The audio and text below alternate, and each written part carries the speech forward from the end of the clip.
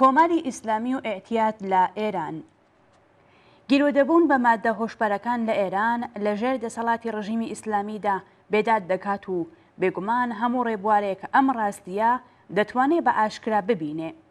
واقعیاتی ڕۆژانە و دانپێدانانی کارگێڕانی ڕژیم دەرخەری ئەوەیەکە لەسەر ڕێگای پەرەسەندنی گیرۆدەبوون بە مادەی هۆشبەر لە ئاستی کۆمەڵگادا هیچ بربەستێک بوونی نییە و لە هەموو شوێنێک لە مەدرسەکان، لە زانکۆکان، لە کارگا و کارخانە، لە ئێدارە، لە گوند و مەزراکان شایەدی پەرەسەندنی ئەم دیاردەیەین. کۆماری ئیسلامی بە شێوەی ڕاستەوخۆ و ناڕاستەوخۆ لە پەرەسەندنی ئێعتیاددا ڕۆڵی سەرەکی هەیە. ئەم ڕژیمە هەم وەک دەسەڵاتێکی دیکتاتۆری خزمەتکاری نیزامی سەرمایەداری و هەم وەک گەورەترین خاوەنکار لە ئێران هۆکاری سەرەکی پەرەسەندنی بێکاری، هەژاری، نائەمنی کۆمەڵایەتی، نەبوونی ئەمنیەتی سیاسی و بێهیوایی بە داهاتوو لە کۆمەڵگادایە و ئەم نەهامەتیانەش بێگومان بەستێنە سەرەکیەکانی پەرەسەندنی ئێعتیاد لە ئێراندان. هەروەها وەزارەتی ئیطلاعات و سپای پاسدارانیش ساڵەهایە خەریکی بازرگانی بە مادەی هۆشبەرن. ئەم دوو دەستگا دەوڵەتیە هەم لە گواستنەوەی مادەی هۆشبەر لە سنوورەکانی ڕۆژهەڵاتەوە بەرەو سنوورەکانی ڕۆژئاوا و باشوور و هەم لە بڵاوکردنەوەی لە ئاست ئێراندا دەور و نەقشیان هەیە.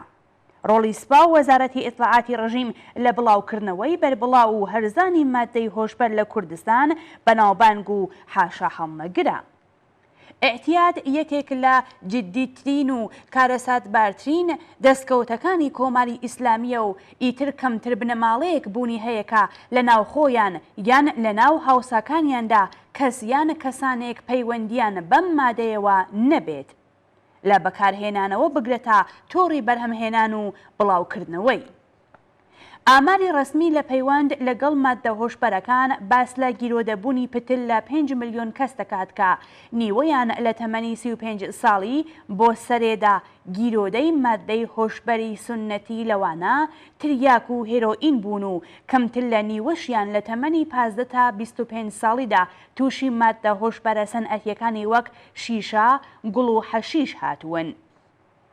ئەگەر گیرۆدەبووان بە مادەی هۆشبەر و بنەماڵەکانیان بەشی دەرمان و کاروباری قەزایی و زیندان کە دەرگیری مەسەلەی ئێعتیادن لەبەرچاو بگرین، پتل لە 1/4 جەمعیەتی ئێران بە جۆرێک لە جۆرەکان لەگەڵ مەسەلەی مادەی هۆشبەر و ئێعتیاد دەرگیرن.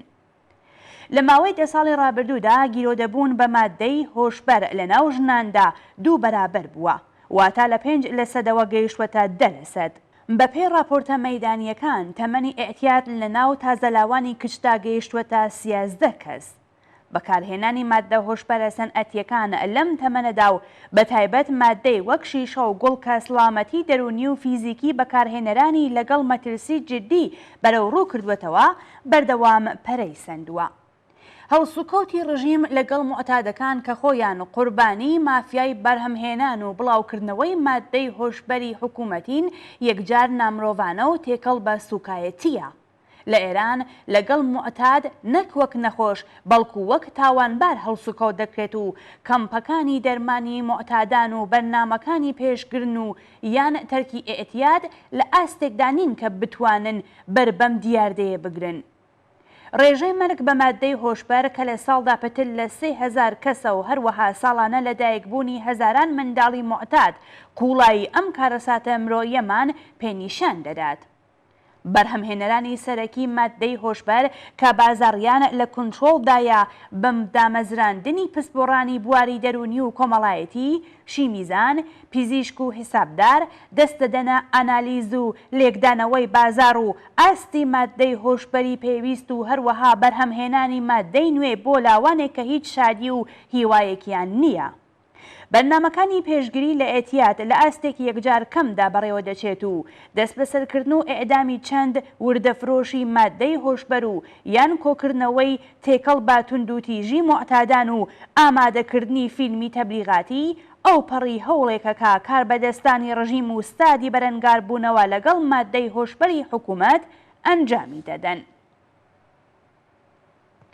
مادەی هۆشبەر بۆ ڕژیمی ئیسلامی بەدەل لە قازانجی ئابووری و سیاسی بەدەل لە ئامرازێک لە سیاسەتەکانی دەرەوە لە ناوخۆی ئێراندا چەند ملیۆن لاوی لە خەباتی سیاسی و دەور و نەقشنواندنی کۆمەڵایەتی بێبەری کردووە و ئەم مەسەلەیە لە ناوچەکانی وەک کوردستاندا ئاگاهانە دادەڕێژێت و بەکردەوە دەردێت. لە حاڵکدا کا پێداویستی ژیان بەردەوام گران و کەمیاب دەبێت مادەی هۆشبەری سونەتی و سەنعەتی لە ئاستێکی بەریندا لە بەردەستە و هێندێک جار لە ژەمێک خواردنی بنەماڵەیەک هەرزانترە. بەرهەمهێنان و بڵاوکردنەوەی کەڵانی مادەی هۆشبەر لە ئێران بەبێ بەشداری و هاوکاری ناوەندە نظامی و ئەمنیەکان جێبەجێ نەدەبوو. مادەی هۆشبەر و ئێتیاد بەشێک لە سیاسەتی ناوخۆ و دەرەوەی ڕژیمی ئیسلامیە و داهاتی یەکجار زۆر و ملیارد دۆلاری سەرچاوە گرتوو لە بەرهەمهێنان و بڵاوکردنەوەی مادەی هۆشبەر و تێپەڕاندنی لە سنوورەکانی ئێران بەشێکی دەکرێتە هەزینەی سەرکوت لە ناوخۆ و تێرۆریسم لە دەرەوەی ئێران. لە بەردەستبوون و هەرزانبوونی مادەی هۆشبەر بەڕوونی نیشانی دەدات کە ڕژیمی ئیسلامی نەتەنیا کێشەیەکی لەگەڵ ئێتیادی ملیۆنان کەس لە خەڵکی ئێران و کوردستان نییە، بەڵکو لە تراژێدی ئێتیاد لە پێناو مانەوەی دەسەڵات و سەرکوتی جەماوەری خەڵک کەڵک وەردەگرێت.